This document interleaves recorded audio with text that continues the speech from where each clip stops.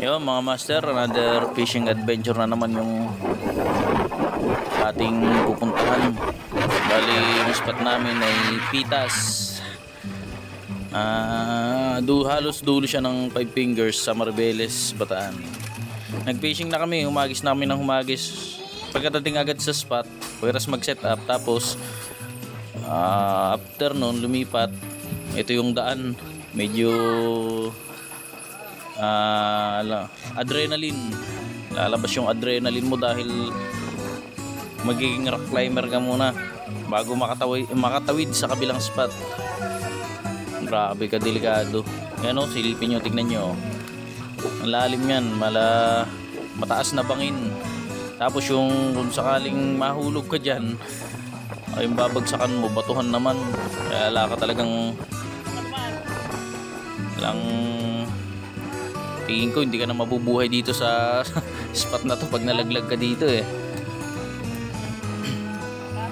Para sa magandang spot, syempre ganyan yung ganyan yung Bataan, mga anglers ng Bataan, ganyan lumusong sa mga spot. Basta maganda yung spot, medyo struggle muna yung daan, syempre medyo kailangan mo munang sumuong-suong sa mga delikadong daan. Syempre worth it naman, pero sana after nito worth it nga na productive sana yung spot na mapupuntahan. So ayan o, nakatawid na kami sa gilid ng bangin. Nakikita nyo yung spot o, napakaganda, suabe.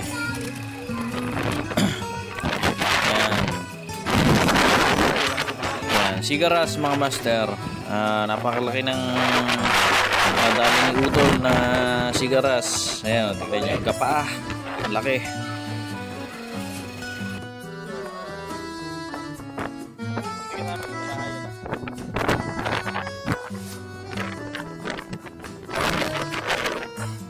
Tapos after no, nagtry akong mag jig,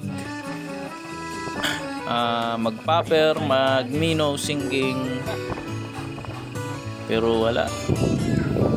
Siguro hindi ko araw ngayon, kaya alang padawi.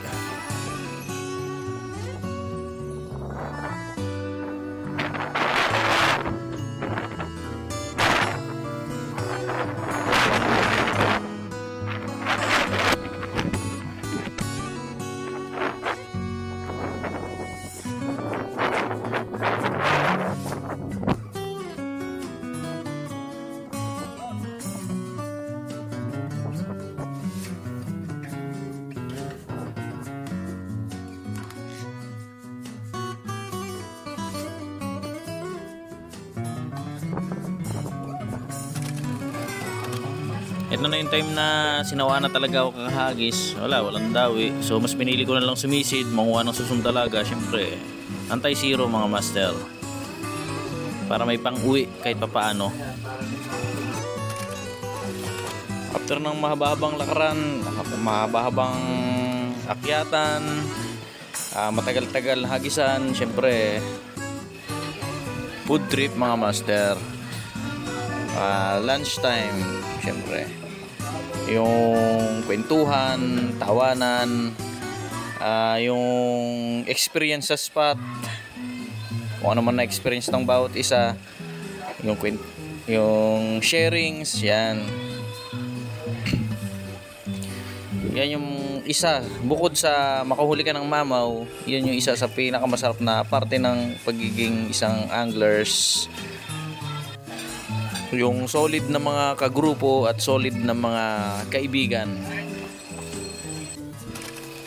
After ng lunchtime at konting pahinga, syempre hagis ulit mga master.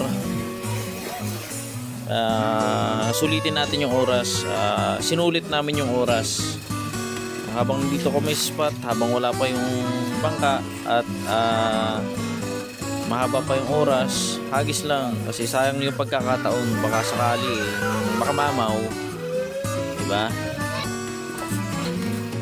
So catch report na mga master. Siyempre yung bida nakabatalay lang eh, pero goods na rin at kahit papaano hindi na zero.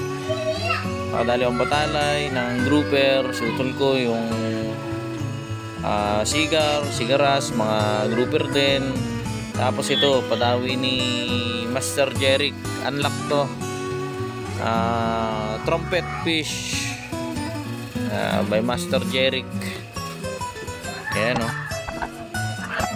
After nun mga master, uwian na. Ayan, dumating na yung bangka namin. At nasundo na kami. Siyempre, pagod tom. Pero sulit. Sulit yung spot, sulit yung banding. Solid to. Shout out sa One Batan Anglers.